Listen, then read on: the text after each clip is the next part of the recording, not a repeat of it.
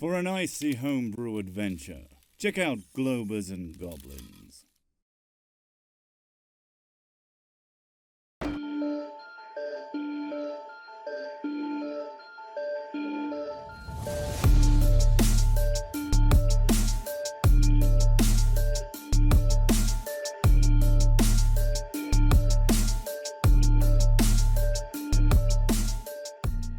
The inn is filled with simple furniture, which appears to have been haphazardly repaired several times over, with exposed nails sticking out of chairs and table legs. The bar has mixed scents of stale beer, wood smoke and mildew, which seem to be infused into the very soul of the building. There is hardly any light, as the windows have been boarded up from the inside, shielded with thick, dark curtains. Only a few lanterns glow in the corners. A pale figure stands behind the bar. His dark eyes are the same colour as his receding hair. He watches three brightly dressed patrons very closely, who are all obnoxiously singing and laughing, while a young man in a dark green cloak sits silently warming himself by the fire. Lucian is sitting at the far end of the bar, sipping on a glass of red wine. He glares at Aru as she walks in, cradling Blossom. Any good? She asks. False advertisement. Very little blood. Lucian groans, disappointed. Typical. Aru scowls. Good day. May I inquire about any vacancies? Damon straightens his back to make himself speak more clearly over the rowdy three patrons. What you say? The barkeeper leans forward slightly, hearing just fine, just not understanding the words. Do you have any rooms? Damon rephrases. We got plenty. 1 gold per night for each of you. The man wipes his nose on his sleeve. That's a bit pricey, Ains exclaims. Gotta make a living. The man shrugs. Family discount? Donnie suggests and purrs. The man shifts his vision over the group, then back to the turtle. You can't be serious. I don't get many customers, only the Vistani, and they're bloomin' cheap. He points to the three drunks with disdain. You pay or you go. If we go, you get nothing, Ains remarks. The barkeep purses his lips. Okay. You're the only travellers I've seen this week, so I'll make you a deal. 2 gold for the lot of you. The man offers his calloused hand. Seem fair? Sounds good. Damon gives a satisfied nod and grips the man's hand, which is both rough and slick at the same time. Food is extra. If you got any dirty clothes, there's a well outside. Good luck. Donnie slides 2 gold coins onto the bar. The man tests them with his teeth before handing over the 4 rusted keys and points to a door next to the bar with a sign which states, Stairs. As Donnie walks past the Vishtani patrons, one of them kicks him lightly. What are you supposed to be? A brightly dressed man sat on a bar stool sways softly. Some kind of weird lizard thing. He snorts, and his friends parrot his laughter. Weird lizard? Pretty sure that's your mom. Donnie retorts and rolls his eyes. What you say? The drunkard puts his hand on the hilt of his sword attached to his belt and slides off the bar stool. Sorry, did I hurt your feelings? Donnie pedantically remarks. You're talking dirty about me, ma'am. He staggers towards the wizard. Oh, you mean the ugly lizard lady? Donnie smirks. Donnie, let it go. Damon tries to intervene by pushing the turtle away, but he is unsuccessful. Take it back. Do you know who I am? He struggles to unsheath his blade. Some pathetic swamp spawn, apparently. Donnie scoffs. I'll haul you out and wear you like armour, you freak. The Vishtani rocks back and forth, tugging at his belt. You can't even walk. How you gonna fight? Donnie huffs and turns away. Hey, no fighting. Get out, shouts the innkeeper. Donnie starts walking up the stairs. Not worth my time, man. Hey, come back here, you freak. I'm not. The man takes a step forward towards the turtle, causing his legs to fold. His head cracks on the wooden floor, and his friends quickly pick him up between them and drag him out of the tavern. I'm not afraid, you little green butter, he shouts, barely comprehensible. The party decide to sleep after their ordeal at Durst Manor, and awaken in the late evening. Damon, meditating in his room, can hear shouting outside. Shortly before a stone is thrown through his window, he could see a figure shuffling quickly down the road and yelling obscenities. He groans and notices a note attached to the stone which says, Freak. Making enemies already. Excellent. He huffs and rips up the parchment. No use in furthering problems. Blossom bolts awake at the foot of Aru's bed and shouts, Breakfast time! Causing Aru to shift in her sleep and boot him off the edge. He flings the curtains open and the skies are dark and starless. Oh, nighttime breakfast. He makes his way down to the bar and manages to lift himself onto a tall stool. The innkeeper nods. What do you want? Last orders. Blossom have breakfast? He taps excitedly on the bar with his magenta gloves. What, this time of night? The innkeeper looks confused. Honest folk be in bed now. Blossom have penny. He pushes a single coin across the bar.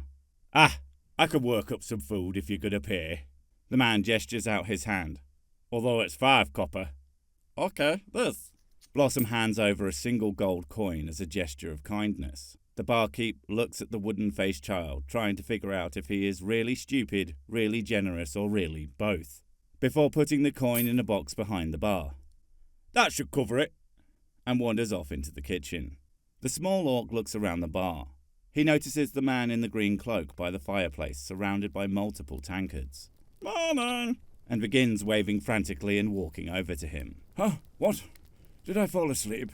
The man removes his hood to reveal a pale face with clean blonde hair. He blinks a few times, staring at Blossom. Hello, he says in a tired and sorrowful tone. You are not from the village. I would have remembered you. He smirks before his smile falls back down into sadness. You are way too happy to be from here. The man sips beer from his tankard. You're not happy? Blossom tilts his head. No. The man sighs deeply. My father, Kolyon Indrovich, died last week. The man sighs. Oh no, very sad. Blossom pats the gentleman on the arm. I'm waiting for the church to prepare his grave, so the body is still at the house. I just couldn't stay there, so I came for a drink. Or 5. He gestures to the table of tankards and pulls his hands to his face to wipe away some rebellious tears, before taking a deep breath to stop himself from crying. On top of that, the devil wants my sister and keeps constantly sending monsters to our home at night in an attempt to kidnap her. How can I take over as Burgermeister when I can barely protect her? He drunkenly confesses and pushes his face into his hands again. People die, very sad. Life go on, Blossom announces. I understand. Growing up in Barovia, death is to be expected. But my sister lives, and I want her to continue living. The man slams his fist on the table in frustration. Blossom help. The pink one states, pointing to himself. How could you possibly help me? The man hopelessly sighs. Blossom magica. The sorcerer gestures with his hands and lets sparkles of light fly into the air. But you are only one person. The man tilts his head. Blossom have fighter friends. Upstairs. He points to the ceiling. A glimmer of hope fills the man's eyes but is quickly extinguished. You don't work for him, do you? Blossom stares at the man with curious glowing eyes. What? Him who? Who him? Strahd. Many trusted acquaintances have turned on us over the years, charmed by him, giving in to the promise of power or wealth. The man's eyebrows lower in anger, recalling the past. Blossom no work. Blossom adventure. And lifts his arms for dramatic effect. The man gradually raises his eyebrows. I don't have much choice, do I? I have so much responsibility now, and no time to vet the help. Either you work for him or you don't, and I suppose I prefer to think the latter. I should introduce myself. I am Ismark Kolyanovich, but most people call me Ismark the Lesser. Ismark offers his hand to Blossom, who happily accepts. I saw you earlier with your companions. They seem to get into a spot of bother with the Vistana, the brightly dressed folk. They work for Strahd, and apparently control the fog to lure travelers. I guess that's what happened to you. Ismark takes another sip of his drink. Oh, ding ding man. Blossom reveals the bell he acquired from the coach driver. Yes, some of them wear bells on their clothes, an ancient tradition of their people. Going back before the Lord ever came to this land, back when the sky was apparently blue. The man scoffs at the notion. Ding ding people control fog. Blossom asks, slightly confused. Yes, don't ask me how, but the fog surrounding this land is dangerous. You enter one way, get lost, and exit somewhere completely different. but always in Barovia. One could attempt escape through the Svalich forest and end up on Mount Garkis. No one could ever leave. Ismark rubs his head. Oh, sister safe now? Blossom gestures to the window. The best she can be. I've reinforced the windows and doors. I told her to hide in the attic if anything comes in, but there's only so much I can do. Perhaps... Ismark turns to face Blossom. The edges of his mouth rise. You and your companions could escort us to Valaki. Before my father's demise, he wrote frequently and fondly to Father Petrovich. He called him a friend. He never used that word loosely. So maybe he would be willing to help us hide. Ismark gives a hopeful smile. But not now, of course. Monsters lurk in the streets at night. Blossom has a realization and goes to retrieve the Burgermeister letters from Damon's pack and presents them to Ismark. This from Ding Ding Man. Ismark scans over the first parchment. What? This is not right. Firstly, this is not my father's handwriting, and secondly, Irina Kolyana is my sister, not my father's betrothed. What an outright forgery and insult! Since you got this from a Vishdana, I can say for sure you were tricked to come here. This from Forest Dead Guy. This was found on a body. A single tear rolls down Ismark's cheek at the thought of more death. Blossom solemnly nods. My father did say something about paying a Vishdana to smuggle a letter out of Barovia. He hoped some adventurers would help us bring an end to Strahd's tyranny. It seems he got to the fellow first. Ismark looks at his father's signature and pulls the letter to his chest, crinkling the paper and allowing himself to cry. Blossom reaches to comfort him when the barkeeper slams a dented wooden bowl onto the table. Bread soup worth every copper. He snorts mucus in his nose before walking back to the bar. Blossom peers down at the chunks of wet, shredded bread floating in water. Oh, is Mike hungry? Donnie wanders down the stairs and smiles at the bartender. Got any salad? What's a sir? Don't call me lad, I'm twice your age. The barkeep spits inside a glass and wipes it down with a cloth. Like leaves and vegetables. Donnie stares at the man, wondering if he is joking. Oh, okay, I got you. 5 copper. The man places the saliva-smeared glass on the bar. Donnie looks over at Blossom eating. He's paying. The man winks. I'll put it on his tab. And wanders into the kitchen. Donnie sits down next to Blossom. Turtle man, have sister? Blossom points at Ismark. Sure. Does she know what a salad is? Donnie asks Ismark, who stares silently perplexed. A moment later, the barman stomps over and drops a scratched metal plate in front of Donnie. It holds a thin wild carrot and several tree leaves. 1 sir, bone apple tea. The barman rolls his eyes. Aru approaches the bar. The man sighs. You want a sir as well, Greenie? No, watch your mouth. Just give me some food. She growls. All right, 5 copper. He nervously gulps. Aru looks over at Blossom. The small one's paying. The orc moves over to the table and gets introduced to Ismark and his current plans. The barman places a bowl in front of Aru gently. Another bread soup. She glares at him as he walks away. Lucian swiftly enters into the tavern and sits down at the table. He clicks his fingers obnoxiously and the barkeep begrudgingly walks over. Wine! Lucian simply states. The barkeep hands him a bottle and a glass. The warlock makes a gold coin appear in his hand and he flings it at the barkeep, who juggles to grab it. Blossom is about to inform Lucian about their next mission, when he puts his hand up to halt the small one from speaking.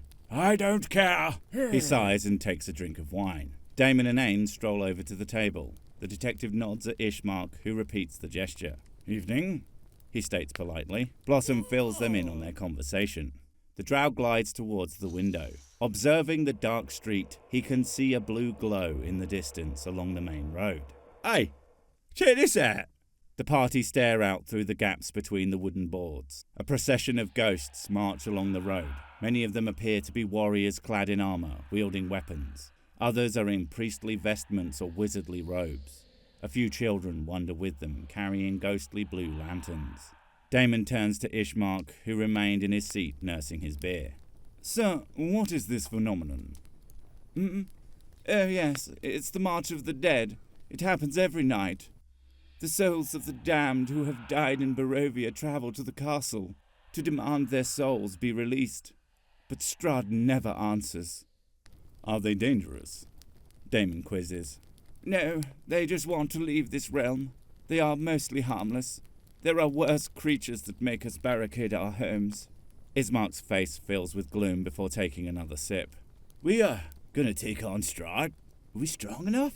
Donnie nervously looks over to Damon. No one can beat Strahd, Ismark interrupts. and there are things far worse than death in Barovia. Ismark leans closer to the fire. Like what? Aru barks. Becoming a thrall of the Lord, for one. Tales of mothers compelled to slaughter their children. Men burning themselves alive for his amusement. Strahd has his way with people. There is a reason I worry so for my sister. His infatuation with her will be our demise. When he wants something, he will stop at nothing to obtain it. We protect, sister. Blossom nods with confidence. I really hope you can. Ismark sternly looks at the group before finishing his drink and stands. I am going to bed.